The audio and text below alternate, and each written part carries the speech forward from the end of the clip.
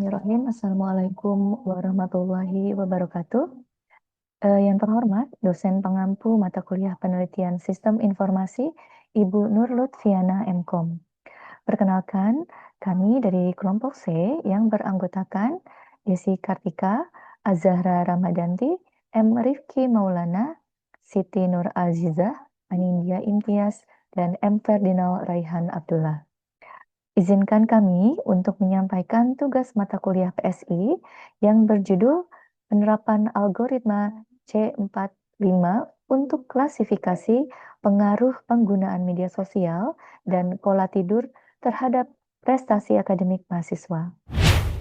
Ya, perkenalkan nama saya Desi Kartika 192590077. Pada kesempatan ini, saya akan memaparkan latar belakang dari penelitian kami. Kita tidak bisa memungkiri bahwa teknologi informasi telah mengubah gaya hidup mahasiswa. Media sosial kini bukan lagi sekedar hiburan, tapi sudah menjadi bagian dari aktivitas akademik. Namun, ibarat dua sisi mata uang, penggunaan yang berlebihan membawa dampak serius. Pertama, merujuk pada penelitian Junko, penggunaan medsos yang tidak terkontrol secara langsung mengubah perilaku belajar mahasiswa menjadi kurang efektif. Lalu yang kedua, dan yang krusial, adalah faktor pola tidur. Intensitas bermedia sosial yang tinggi seringkali mengganggu jam istirahat. Padahal seperti yang ditekankan oleh Hanser dan Shervin, gangguan tidur ini fatal bagi kemampuan kognitif, konsentrasi, dan daya ingat kita. Akibatnya, kombinasi dari distraksi media sosial dan kualitas tidur yang buruk ini berpotensi besar menurunkan prestasi akademik. Nah, oleh karena itu, untuk membuktikan dan memetakan pola hubungan antar variabel tersebut, kami menggunakan pendekatan data mining. Secara spesifik, kami menerapkan algoritma C45. Mengapa C45? Karena algoritma ini mampu menghasilkan model decision tree atau pohon keputusan yang tidak hanya akurat, tetapi juga mudah untuk diinterpretasikan untuk melihat aturan-aturan atau rules yang mempengaruhi naik turunnya prestasi mahasiswa. Masuk ke bagian metodologi. Penelitian ini menggunakan pendekatan kuantitatif berbasis data mining. Kami memilih algoritma C45 atau decision tree. Alasan utamanya adalah karena algoritma ini sangat cocok untuk data kategorikal dan outputnya berupa pohon keputusan yang sangat mudah dipahami logika sebab akibatnya. Selanjutnya, data yang kami gunakan adalah data sekunder dari Kaggle. Karena seluruh atribut datanya sudah bersifat kategorikal, maka proses normalisasi angka tidak diperlukan dalam tahap pra-pemrosesan. Fokus analisis kami menghubungkan variabel independen seperti pola bermedia sosial dan durasi tidur untuk memprediksi prestasi akademik sebagai label kelasnya. Dalam proses Tools, penelitian ini mengadopsi kerangka CRISP-DM yang disesuaikan dengan kebutuhan penelitian, meliputi tahapan pemahaman data, persiapan data, pemodelan menggunakan algoritma C45 yang diimplementasikan menggunakan tools Rapid Miner. Poin penting dalam pemodelan ini adalah penggunaan skema cross-validation. Ini bertujuan agar data latih dan data uji dibagi secara bergantian, sehingga hasil akurasi yang didapatkan lebih objektif dan valid. Terakhir, sebagai evaluasi, kinerja model akan diukur menggunakan confusion matrix untuk melihat detail klasifikasi per kelas, serta nilai akurasi sebagai tolak ukur utamanya. Perkenalkan, nama saya Siti Nur Azizah. Di sini saya ingin menjelaskan mengenai hasil penelitian. Masuk ke hasil penelitian, berdasarkan pemodelan menggunakan algoritma C4.5, ditemukan fakta menarik pada struktur pohon keputusan yang terbentuk. Atribut yang menjadi akar atau penentu utama bukanlah durasi tidur, melainkan pengaruh media sosial terhadap prestasi. Pola utamanya sederhana, jika mahasiswa merasa media sosial tidak berpengaruh negatif, sistem langsung memprediksi prestasi mereka tinggi. Uniknya, hasil percabangan pohon ini hampir seluruhnya mengarah pada keputusan prestasi tinggi. Selanjutnya, mari kita lihat performa modelnya. Mari kita lihat pemodelnya. Secara keseluruhan, model menghasilkan nilai akurasi sebesar 73,22%. Angka ini didapat karena model berhasil menebak dengan tepat 380 mahasiswa berprestasi tinggi. Namun, perlu kami sampaikan adanya keterbatasan nilai recall untuk kelas prestasi rendah adalah 0%. Artinya, model gagal mengenali mahasiswa berprestasi rendah dan menganggap sebagai prestasi tinggi.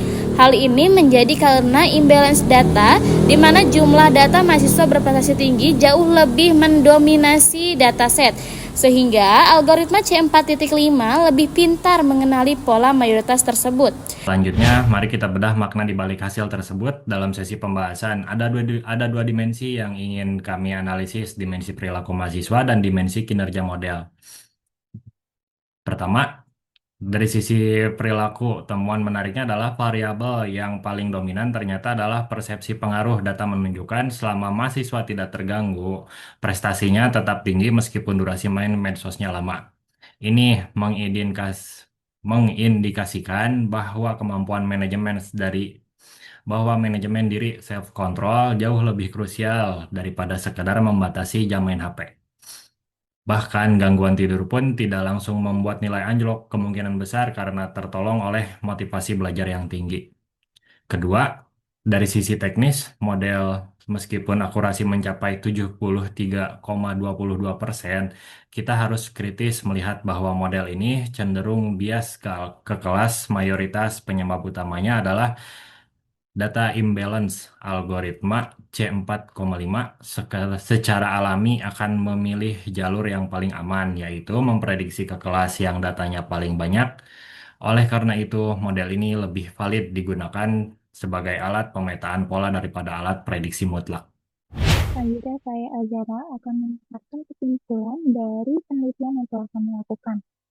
Sampailah kita pada kesimpulan akhir yang berdasarkan hasil penelitian dapat disimpulkan bahwa algoritma C45 berhasil diterapkan. Keunggulan utamanya ini terletak pada model decision tree yang dihasilkan ini sangat transparan dan mudah untuk dipahami alur sebab akibatnya. Dari pohon keputusan tersebut, kita menemukan bahwa faktor paling dominan bukanlah dari durasi tidur semata, melainkan bagaimana mahasiswa itu sendiri merasakan pengaruh media sosial terhadap dirinya sendiri. Secara kuantitatif, model menghasilkan akurasi sebesar 73,22%. Angka ini didorong oleh kemampuan model mengenali dari kelas mayoritas atau kelas prestasi tinggi. Namun, model minoritas ini masih kesulitan dikenali akibat adanya ketidakseimbangan data atau imbalance data. Oleh karena itu, kesimpulan akhirnya adalah penelitian ini bisa lebih optimal jika dimanfaatkan sebagai peta analisis untuk memahami pola perilaku mahasiswanya, daripada dijadikan sekedar alat untuk memprediksi otomatis. Perkenalkan, nama saya Nindya Imtiaz. Berdasarkan keterbatasan yang ditemukan selama penelitian, berikut adalah beberapa saran strategis untuk pengembangan penelitian selanjutnya. Poin yang pertama, itu ada perbaikan data.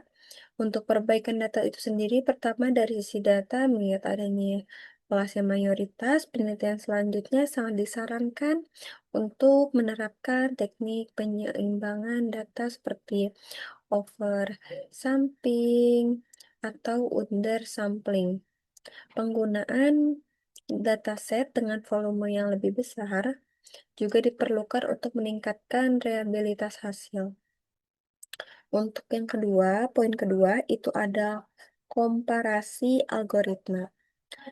Untuk yang kedua ini, dari sisi algoritma sebaiknya dilakukan pembandingan dengan metode klarifikasi lain, contohnya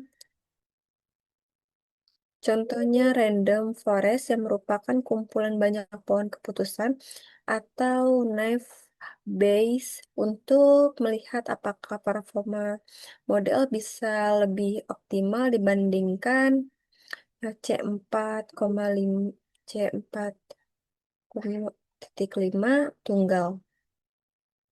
Untuk yang poin ketiga itu ada perluasan variabel, penambahan variabel, hasil penelitian menunjukkan bahwa pola tidur saja tidak cukup menjelaskan penurunan prestasi. Oleh karena itu, perlu ditambahkan variabel psikologi seperti motivasi belajar, manajemen waktu, dan lingkungan belajar untuk mendapatkan gambaran faktor yang lebih utuh. Untuk yang terakhir itu ada dataset. Digunakan dataset dengan volume yang lebih besar dengan distribusi kelas yang seimbang. Ya, demikian presentasi dari kelompok C. Semoga dapat bermanfaat bagi kita semua. Sekian, wabillahi taufik wal hidayah. Wassalamualaikum warahmatullahi wabarakatuh.